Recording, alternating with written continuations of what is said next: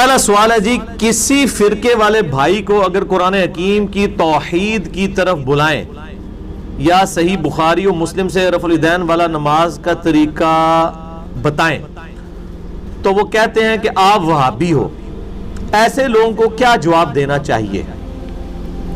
میرے بھائیو، یہ ہمیشہ سے ہمارے علماء کا طریقہ کار رہا ہے کہ ان کے جب مسلک پہ زد پڑتی ہے تو وہ کچھ شرعی حدود کے اندر انہوں نے گالیاں ڈیوائز کی ہوئی ہیں اور وہ گالیاں نکالتے ہیں، اور یہ کسی ایک مکتب فکر کا حال نہیں ہے، تمام، کوئی وہابی بول دے گا، کوئی نجدی بول دے گا، کوئی گستاخ رسول بول دے گا، کوئی مشرک بول دے گا، کوئی بدعتی بول دے گا، کوئی گمراہ بول دے گا۔ یہ مختلف قسم کی ادبی گالیاں جو انہوں نے ڈیوائز کی ہوئی ہیں، اور غیر ادبی گالیاں اب تو ماشاءاللہ علماء کی زبان اتنی کھل چکی ہے کہ وہ تو ہر وہ بازاری زبان استعمال کرنے کے لیے تیار ہیں جو بازاری لوگ استعمال کرتے ہیں۔ ان کو کوئی شرم و حیا اس حوالے سے باقی نہیں رہی ہے، الا ماشاءاللہ جن لوگوں کو اللہ تعالیٰ ہدایت دے کہ وہ بچ جائیں۔ تو اس طریقے کے جو لوگ کبھی فتویٰ لگاتے ہیں تو اس میں کوئی ٹینشن نہیں لینی چاہیے، اس لیے کہ یہ انبیاء کرام علیہ السلام کو بھی انہی کے جو فور فادرز تھے، یعنی اس قسم کے لوگ ہر زمانے میں موجود رہے، انہوں نے مجنون بھی کہا، پاگل بھی کہا، دیوانہ بھی کہا، شاعر بھی کہا، ان کی بیویوں کے اوپر بھی تہمتیں لگائیں، ان کے کریکٹر کو ملائن کیا، تو ان نبیوں نے اپنی دعوت کو چھوڑا نہیں ہے۔ تو آپ ان کی ان باتوں کی وجہ سے برا نہ مانیں اور دعوت کو جاری رکھیں۔ آپ کا کام صرف حق بات پہنچانا ہے، وما علینا الا البلاغ۔ اگر نبی صلی اللہ علیہ وآلہ وسلم کو ان تکالیف سے گزرنا پڑا تو ہماری تو کوئی حیثیت ہی نہیں ہے، پھر ہمارے بعد میں صحابہ اکرام علیہم رضوان کو، ائمہ محدثین کو بھی ان تمام تکالیف سے گزرنا پڑا ہے۔ حتیٰ کہ امام شافعی رحمہ اللہ تعالیٰ کے بارے میں آتا ہے، اہل سنت کے بہت بڑے امام ہیں، احمد بن حنبل کے استاد ہیں، امام بخاری کے دادا استاد ہیں، محمد ابن ادریس الشافعی المتوفى 204 ہجری، ان پہ تو رافضیت کا الزام لگا دیا گیا، حتیٰ کہ ان کو وہ شعر کہنا پڑا جو دیوان الشافعی میں موجود ہے، اسماء و رجال کی تمام کتابوں میں ہمارے اہل سنت کے محدثین نے نقل کیا ہے، ان کان رفضا حب آل محمد فلیشہد الثقلان انی رافضی۔ اگر اہل بیت کی محبت کا نام، آل محمد صلی اللہ علیہ وآلہ وسلم سے محبت کا نام رافضی ہونا ہے تو تم گواہ ہو جاؤ اس بات پہ کہ میں رافضی ہوں، جن و انس گواہ ہو جاؤ اس بات پہ کہ میں رافضی ہوں۔ اب اس سے بڑی کوئی بات ہو سکتی ہے؟ امام شافعی کا مرتبہ دیکھیں، ہم لوگ تو کچھ بھی نہیں ہیں، ہم کس باغ کی مولی ہیں، ہم کس کھیت مک کی مولی ہیں کہ ہم بچ جائیں گے؟ یہ لوگ اسی طرح ہی کریں گے، کیونکہ ان کی جو بڑے تھے اس زمانے میں ظاہر ہے کہ وہ انہی کے ریپریزنٹیٹیو تھے، انہوں نے امام شافعی رحمہ اللہ تعالیٰ کے اوپر بھی اس قسم کے الزامات لگائے اور انہوں نے کوئی شرم و حیا نہیں کی۔ تو آج بھی یہ سلسلہ جاری ہے، تو اس میں آپ اپنی دعوت کا کام جاری رکھیں۔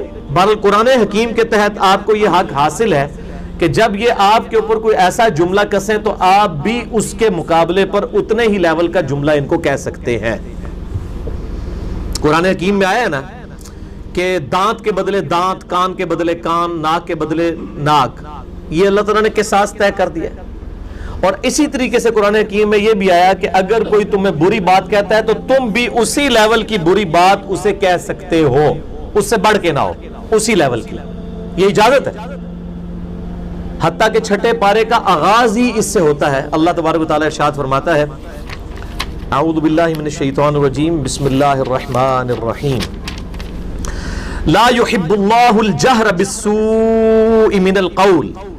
اللہ تعالیٰ کو برائی کے ساتھ آواز بلند کرنا کسی کا پسند نہیں ہے، الا من ظلم، ہاں مگر جس پہ ظلم ہو جائے، اگر وہ کسی کا برا نام لے کے کسی کے بارے میں سخت الفاظ استعمال کرے تو اللہ تعالیٰ فرماتا ہے اس کو ہم ایکسیپشن دیتے ہیں، وہ بیچارہ مظلوم ہے، تو ظاہر ہے وہ اس پہ زور تو اس کا چل نہیں سکتا، تو وہ بھی اپنے اس قسم کے الفاظ استعمال کرے تو اللہ تعالیٰ فرماتا ہے اس پہ ہماری کوئی گرفت نہیں، وکان اللہ سمیعا علیما، اور اللہ تعالیٰ سننے والا، علم والا ہے۔ اس طریقے سے قرآن حکیم میں ہے کہ جو کوئی تم سے یعنی برے سلوک کرے تو اسی لیول کا تم اس سے برا سلوک کر سکتے ہو۔ تو لہٰذا میں اب آپ کو سکھا سکتا ہوں، یہ ظاہر ہے کہ وہی آپ کو یہ جواب سکھا سکتا ہے جس کا سینس آف ہیومر اپنا بھی ہو۔